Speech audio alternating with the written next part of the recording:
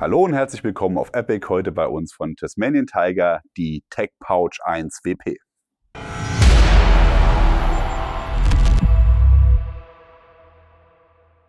Wir haben heute für euch eine Tasche aus dem neuen Sortiment der Kollektion 2024 von Tasmanian Tiger, und zwar die Tech Pouch 1. Die primäre Anwendung, so TT, ist die Verwendung einer Tasche für elektronische Ausrüstung oder für Kameras, die dann eben wasserdicht verpackt sein soll. Wir finden aber tatsächlich, dass man die Tasche auch durchaus gerne für taktische Umgebungen, wie zum Beispiel für ein Beltkit, nutzen kann. Deswegen haben wir das auch hier mal mit aufgebaut und werden euch das auch gleich mal zeigen, wie das aussieht.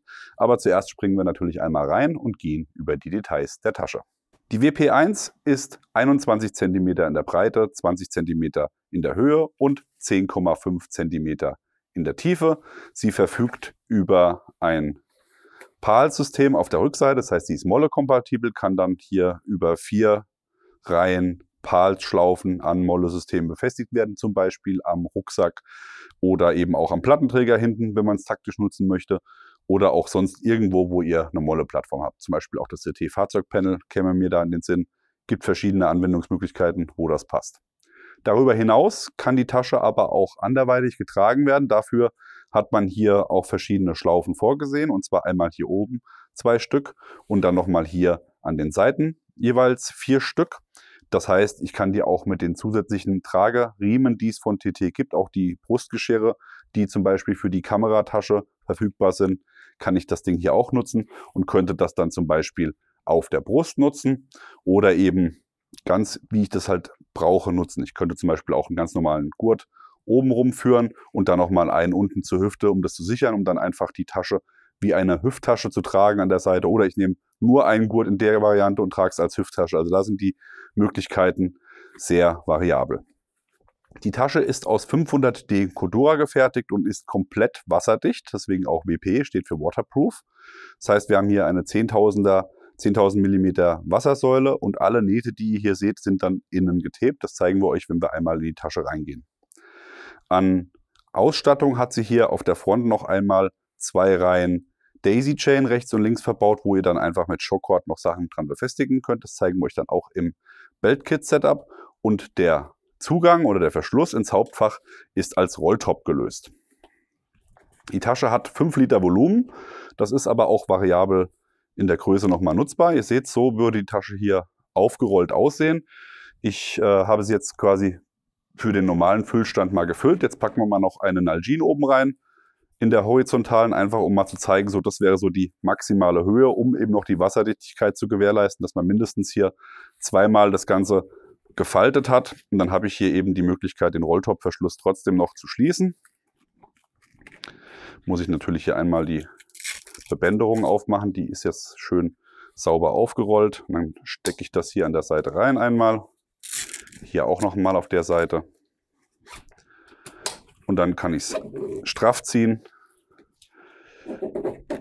Und dann hättet ihr das Ganze quasi so mit der höheren Nutzung eingebaut. Das kann man natürlich auch wunderbar nutzen, um zum Beispiel weiche Gegenstände wie Regenjacken oder Wärmeschutzjacken oder sonst irgendwas zu komprimieren. Also da hat man mit dem Rolltopfverschluss wirklich viele Möglichkeiten. Wenn ich das hier einmal nach innen oder nach außen falte, seht ihr hier auch schon mal schön die Innenseite mit den getapten Nähten und das gummierte Material. Das werden wir dann gleich nochmal im Wassertest euch zeigen. Die Besonderheit hier ist aber, weil es ja auch als Tasche gedacht ist für elektrische Ausrüstung oder Fotoausrüstung. Ihr habt hier im Inneren ein Polster. Und das Schöne an dem Polster ist, das ist komplett herausnehmbar. Das heißt, da sitzt ein Insert drin. Das ist oben offen, wird dann hier an den Seiten jeweils einmal rundherum eingeklettet und kann dann hier eure sensible Ausrüstung, wie zum Beispiel eine Kamera, aufnehmen. Die haben wir jetzt hier mal noch in einen Zusatzbeutel reingepackt, damit das nicht hier das Objektiv verkratzt oder vice versa.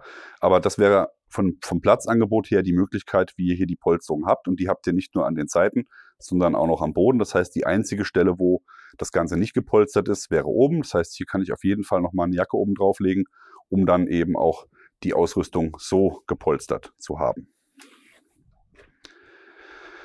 Das Insert lässt sich auch nochmal aufklappen. Das heißt, das ist hier mit Klett in sich zusammengepackt. Das heißt, ihr habt nicht nur ein Insert, um eure Ausrüstung in der Tasche zu transportieren, sondern ihr könnt das dann auch tatsächlich nehmen, um zum Beispiel die Ausrüstung zusammenzubauen und da eine Unterlage für zu haben. Dann klappt ihr das einfach aus und habt dann hier diese Sache als Unterlage, oder eben ihr nutzt das auch zum Beispiel, um die Größe noch mal ein bisschen zu variieren. Na, wenn man hier den Klett nur halb drauf macht, gewinnt man noch mal ein bisschen was an der Seite, je nachdem, wie ihr das nutzen wollt. Also da habt ihr auf jeden Fall Möglichkeiten, diese Tasche so zu nutzen, wie es für euch am besten passt. Die tun wir jetzt aber einmal zur Seite, weil wir wollen ja noch mal einen Nässetest machen. So gewinnt ihr natürlich auch noch mal ein bisschen mehr Platz für alle, die sagen, ich will die Tasche jetzt wirklich nicht für sensible Ausrüstung benutzen, sondern möchte sie vielleicht irgendwie anderweitig nutzen, und habe dann eben durch das Weglassen des Inserts hier noch mal Platz gewonnen. Was ich übrigens noch nicht gesagt habe, natürlich kann man die Tasche auch als Gürteltasche tragen. Hierfür hat TT verschiedene Schlaufenbreiten bei den PAL-Schlaufen gewählt. Ihr habt erstmal 2 normale, reguläre in der Breite und dann habt ihr nochmal eine schmale Schlaufe. Und wenn ihr das so einschlauft, wie ich das gerade gemacht habe, dann würde zum Beispiel ein 45 mm Gürtel hier ohne Probleme reinpassen. Oder aber ihr nehmt die letzte Schlaufe auch noch mit und geht dann einmal rein und wieder zurück.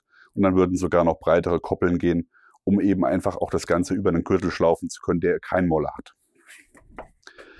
So, wie kann man natürlich am besten zeigen, dass was auch wirklich wasserdicht ist und trocken bleibt? Wir nehmen irgendwas, was Feuchtigkeit gut aufsaugt. Packen wir mal hier 2 Rollen Klopapier rein, machen das Ganze zu.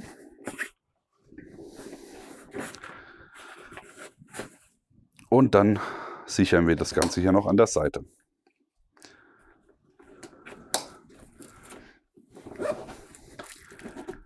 Und schon haben wir die Tasche vorbereitet, um jetzt mal einen Tauchtest damit zu machen. Let's see. Das wickeln wir noch schön auf. Ordnung ist das halbe Leben. Das ist übrigens auch cool, dass es inzwischen jetzt fast überall mit dabei ist, dass man einfach Klettstreifen hat, um überschüssiges Gurtmaterial schön zu versorgen. Früher musste man das immer abschneiden. Jetzt wickelt man einfach auf und schon hat man das Ganze super gelöst. Ab in den Tauchtopf.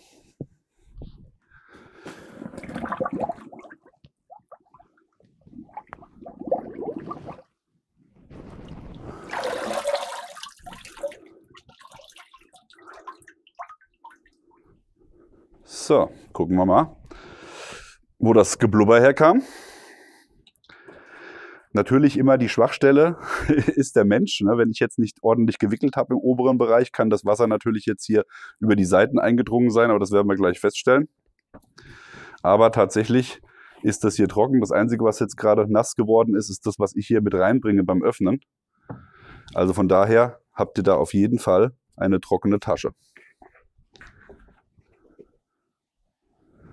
Ja, sehr cool, muss ich sagen. Also tatsächlich auch nochmal eine Möglichkeit geschaffen, um hier eben die wichtige elektronische Ausrüstung sicher zu verstauen. Und wie ich es eben schon gesagt habe, ganz, ganz wichtig, wenn ihr die Tasche zumacht, seht zu, dass ihr hier das Ganze so eng und fest wickelt, dass hier der Zugang nicht der Spot ist, wo ihr Probleme bekommt. Das merkt ihr eigentlich schon, wenn ihr das hier an den Seiten zudrückt und dann die Luft noch austreten kann, dann ist irgendwo eine Schwachstelle, da müsst ihr auf jeden Fall drauf aufpassen. Okay, gehen wir einmal in die Buttpack-Konfiguration, um euch das Ganze auch nochmal zu zeigen.